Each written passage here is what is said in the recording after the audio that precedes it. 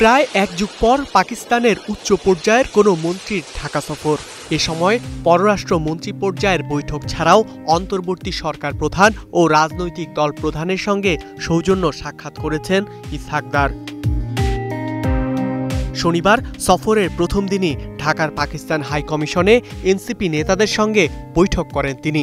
আলোচনা হয় দ্বিপাক্ষিক সম্পর্ক উন্নয়ন ও শান্তিপূর্ণ দক্ষিণ এশিয়া প্রসঙ্গে। বাংলাদেশের সাথে সম্পর্ক উন্নয়ন এবং একই সাথে তারা যেটি দেখে যে বিশেষ করে দক্ষিণ এশিয়ায় একটা শান্তি এবং নিরাপত্তা এবং একই সাথে একটি বিশেষ করে ভারতের যে অন্যান্য রাষ্ট্রের প্রতি যেটা আধিপত্য আছে সে আধিপত্যটার বাহিরে একটা সবার সম্মানজনক একটা অবস্থান জায়গা থেকে তারা খুব আগ্রহী।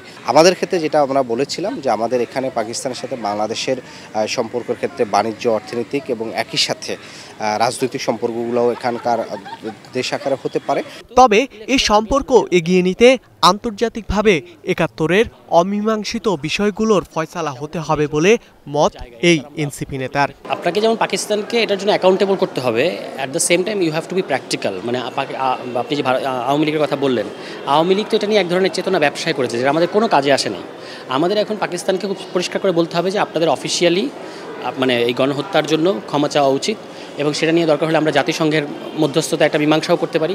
আমার মনে হয় না যে পাকিস্তানের ভেতরেও কিন্তু এই দাবিটা আছে, ফলে তারা এটাতে রাজি হবে না, আমার কাছে সেরকম মনে হয় না। এই জিনিসটা আমরা আদায় করে আমরা সম্পর্ক স্থাপনের দিকে আরও মনোযোগী হতে পারি। কারণ আপনি জানেন যে পৃথিবীতে এরকম বহু দেশ আছে যাদের মধ্যে যুদ্ধ হয়েছে, কিন্তু পরবর্তীতে কিন্তু তারা সম্পর্ক স্বাভাবিক করেছে।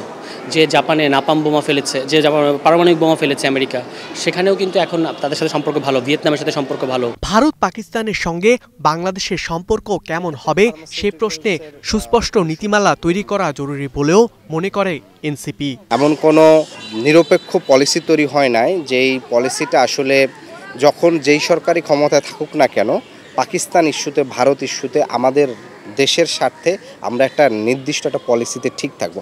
আমরা দেখে থাকি যখন গত ১৫ বছর আওয়ামী লীগ ক্ষমতায় ছিল, পুরো পাকিস্তানের সাথে এক ধরনের পুরো শীতল সম্পর্ক ছিল, ভারতের সাথে খুব দফারফা সম্পর্ক ছিল।